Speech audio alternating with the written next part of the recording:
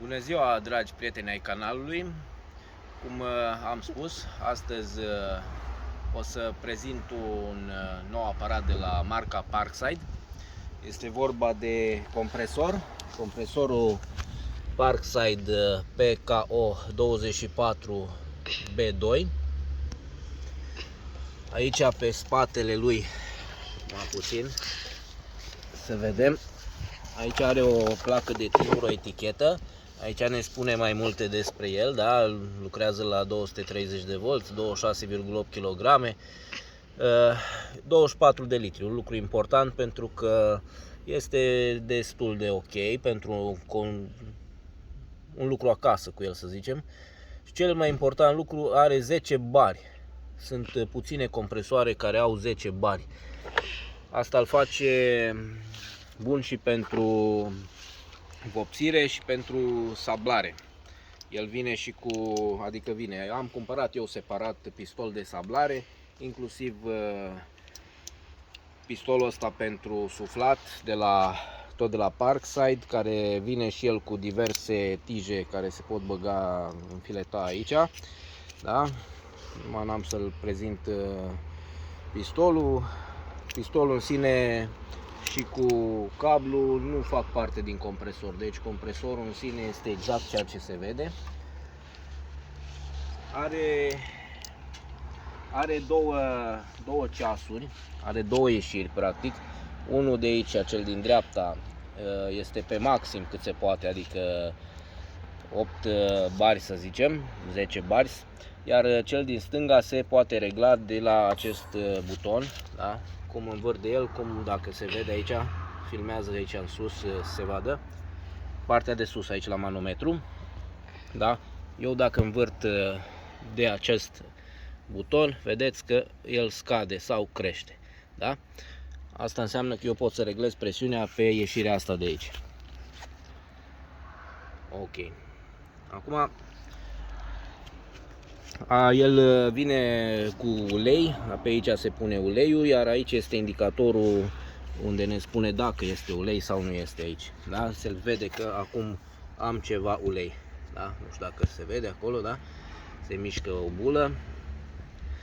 Ok, aici filtrul de aer și trebuie să recunosc că este puțin gălăgios și presiunea o face destul de greu. Haideți să îl băgăm în priză să vedem despre ce e vorba. De la butonul roșu, acum el este apăsat, în momentul când îl tragem în sus, el începe să acționeze.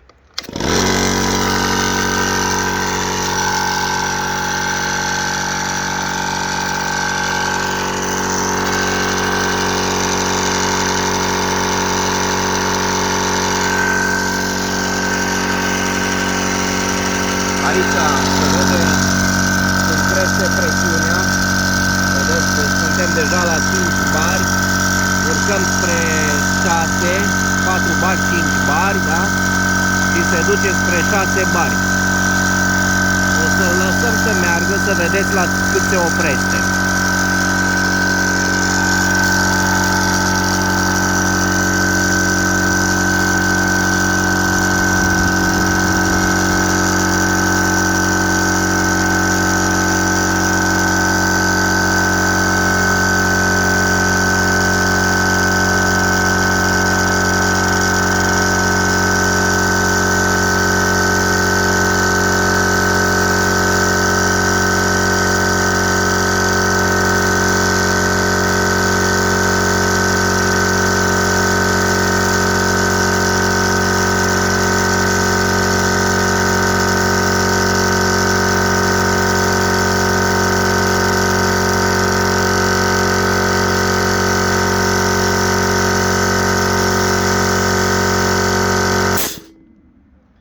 Cam asta este, undeva la 9,6, probabil că 9,8, nu a reușit să ajungă chiar la 10, dar în specificație așa spune, probabil mai are ceva reglaj de undeva.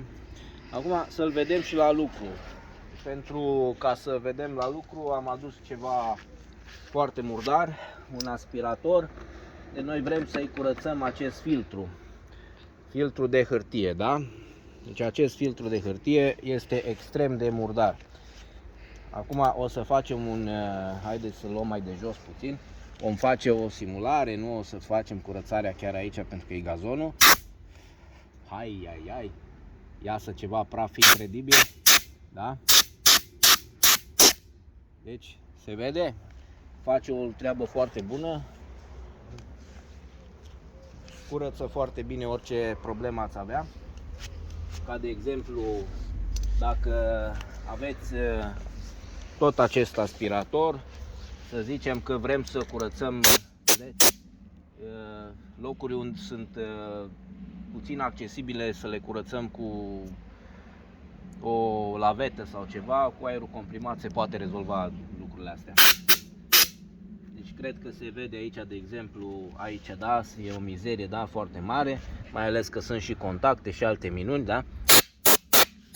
Și uitați rezultatul, da? Impecabil. Bun, asta este pistolul pentru aerul comprimat, pentru suflat, pentru alte minuni. Se poate cupla pe cei 8 sau 10 bari cât avem nevoie, un pistol pentru vopsit sau pentru sablat, mai ales acolo este nevoie de mai mulți bari. Acum o să scoatem pistolul acesta să vedem ce treabă facem cu el la partea de umflat roți, de exemplu.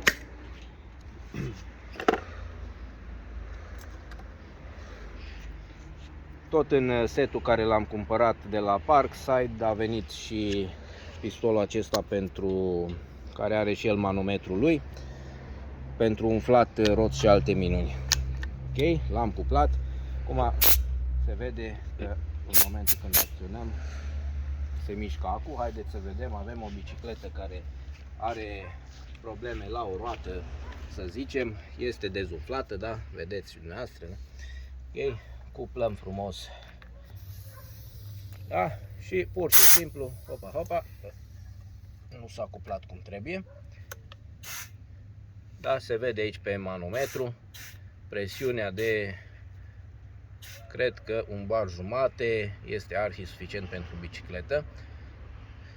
Ok, ocazia asta să verificăm și cealaltă roată, să facem o servisare, mai ales că urmează să plecăm un pic cu bicicletele. Trebuie să vedem dacă avem presiune în roți, deci pentru asemenea lucruri este absolut perfect. Da, era dezumflată și roata asta, am rezolvat. Ok, ce ar mai fi interesant de spus? Eu am mai cumpărat un lucru, un furtun cu o extensie, tot de la Parkside. Nu vă recomand să-l folosiți de nicio culoare când este iarnă, deoarece efectiv devine rigid. El în principiu e frumușel pe tamburale alea, dar cuplajul se face, să zicem, pe cealaltă bornă, da? În momentul ăsta avem presiune, da? Am pus pistolul, nu este destul, ok, mai băgăm, da? Se vede. Este foarte bună treaba asta cu cele două cuple, pentru a nu mai trebuia să schimbăm de pe una pe alta, câteodată avem nevoie de o presiune mai mică și putem să reglăm foarte fin presiunea de aici, da? Dacă să zicem că nu ne trebuie mai mult de 2 bar jumate, am reglat la atâta, dincoace avem presiunea maximă, putem folosi când de pe unul, când de pe altul. După cum ați văzut, deocamdată nu am reușit să golim butelia de așa natură încât să trebuiască să pornească din nou. Deci să vedem, el este un pic murdar, este mai vechi, un pic că l-am folosit de ceva de timp. Ia să vedem, uitați aici ce frumos îl putem.